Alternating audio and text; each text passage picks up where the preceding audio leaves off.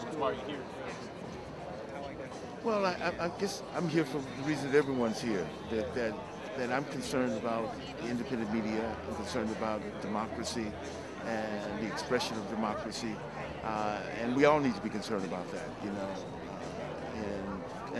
Too often we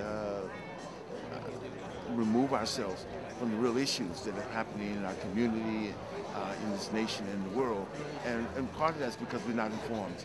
And I'm concerned about having expanded this whole notion of democracy, expanded this whole democratization of media, and the availability of media of information so that people can act. And certainly, when you have journalists and men and women in the media coming together to address that issue, because within that they're concerned or have concern about not only their welfare, but the welfare of millions of people in the world. That's the reason why I'm here. I can disagree and agree with many people on many different subjects, but we're talking about the breadth of information available to us, and how narrowly conscribed that information is often. And when we talk about that, and I want to talk about see more of a dialogue happening with just what's happening in my community. For instance, you're a Black network. Did you know there are 150 million African descendants that live in the hemisphere here? What is happening with those 150? 33 million or whatever we represent. We represent only a small portion of the millions of people who live in this hemisphere.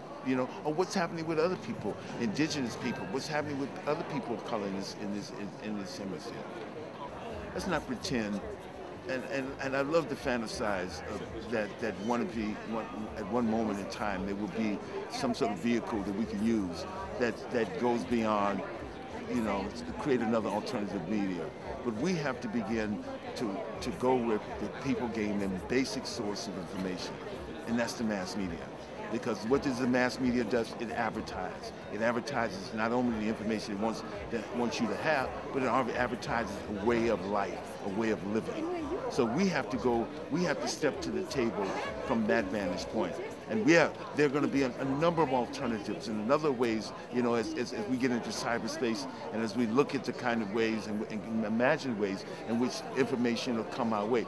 But we have to begin to really look at mass media, look at it from the standpoint that we have to have our voice within that, And certainly, as I said, the internet and other ways of communicating are going to play a profound role in how we service that need to have information, viable information, useful information, information that responsible information. There are other ways they're going to do that, but we have to go where people go and understand that that's where we need to be first and foremost. I imagine the best of everything. You know what I'm saying? I imagine a utopia, and in order to be able to find a way in which we can deal with the practicalities of the world that we live in and the practicalities of who we are as human beings, that we have to wish and dream for the utopia. And whatever that is, whatever that world is, I want to know about everybody's story is primary. Every single human being on this planet's story is primary. Every single ethnic group on this planet is primary. Every single age demographic, whether they're old, young, all those are primary stories. I want to see that.